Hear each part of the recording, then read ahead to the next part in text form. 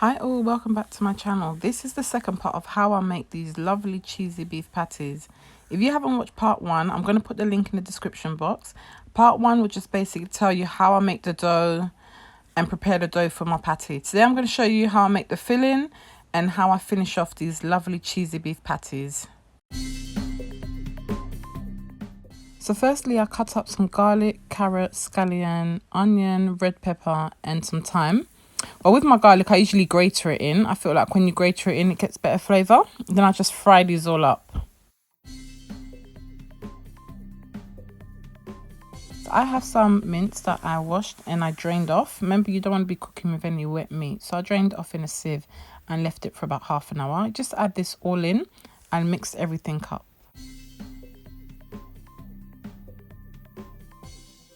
So I know with mince, some people prefer to season it before they cook it, but I always season it while I'm cooking it. To me, it gives the same flavour. I add my adobo seasoning.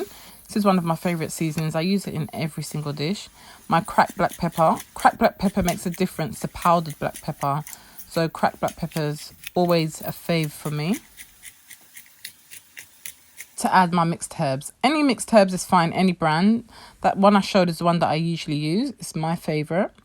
And then I grate in my garlic. Grated garlic enhances the flavour. Trust me on this.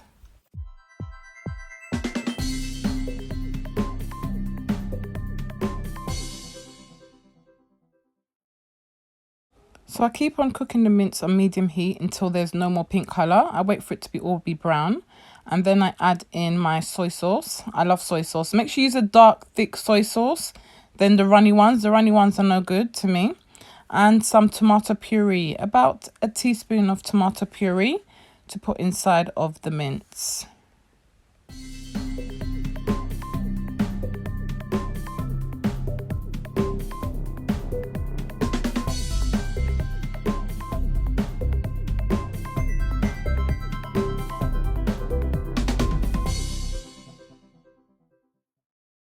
And you can see by adding the soy sauce, the colour of the mince is starting to darken a bit more.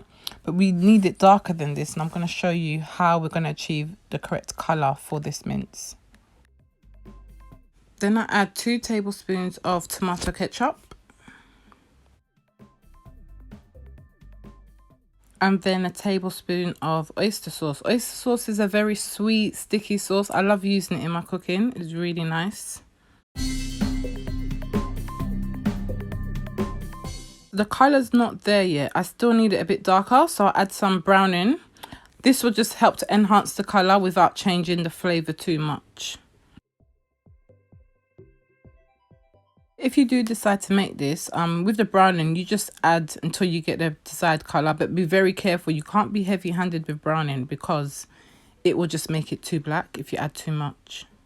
So when I add the water, we need to add water to make sure the mince cooks. I pour it to the side. Push my mince one way, pour it to the side, incorporate it all together. This way you don't drown your flavour of your mince.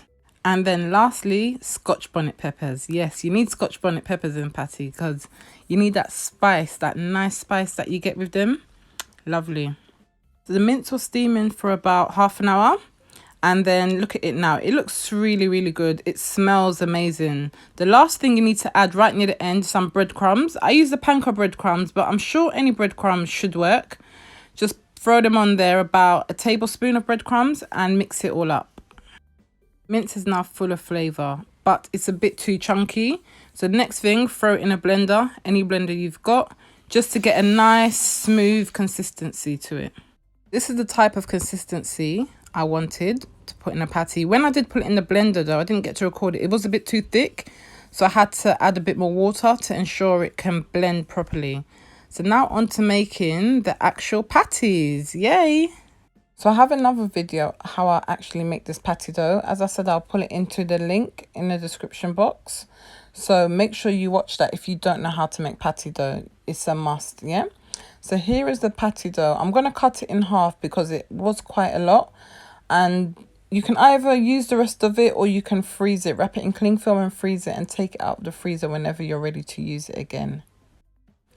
So I rolled a patty to about 1 centimetre thick. You don't need it any thicker than that because remember there's baking powder in there, so it will rise a little bit.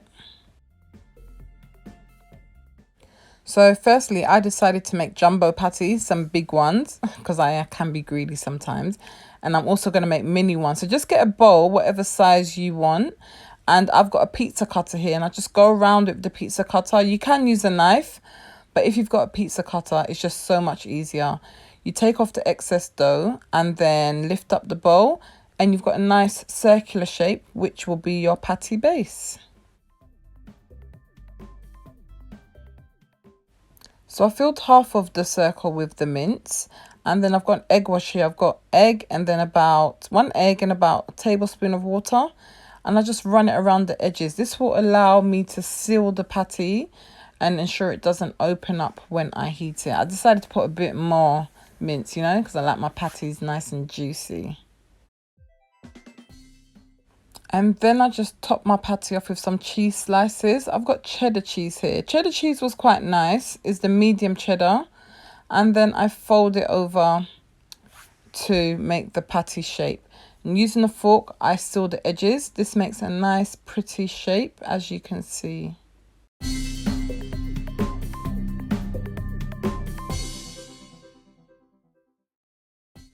Once the edges are sealed, I go around with my pizza cutter one last time just to make sure it's a nice circular shape. Remember, presentation is everything in food. If you haven't got a pizza cutter, you can use a knife. There we go. Look at this. This looks amazing already, and I haven't even put it into the oven. I use this baking tray with the holes in it so the bottom doesn't get soggy. I don't put any greaseproof paper or grease it or anything, because remember, we've got a lot of butter and fat in that patty, so it will not stick. Trust me on this, it won't stick at all. So the excess dough that I cut off earlier, I just take it back and I roll it out again, and I repeat the process. You can use whatever size bowl you want to get the size patty that you want.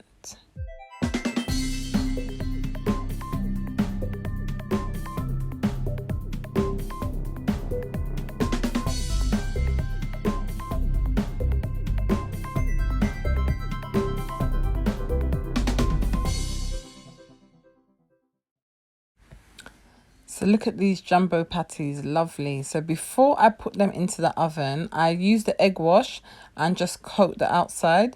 This will make sure it has that nice effect when it comes out of the oven.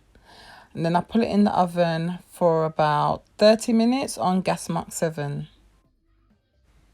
Wow, look at these lovely patties. I can't wait to break into them.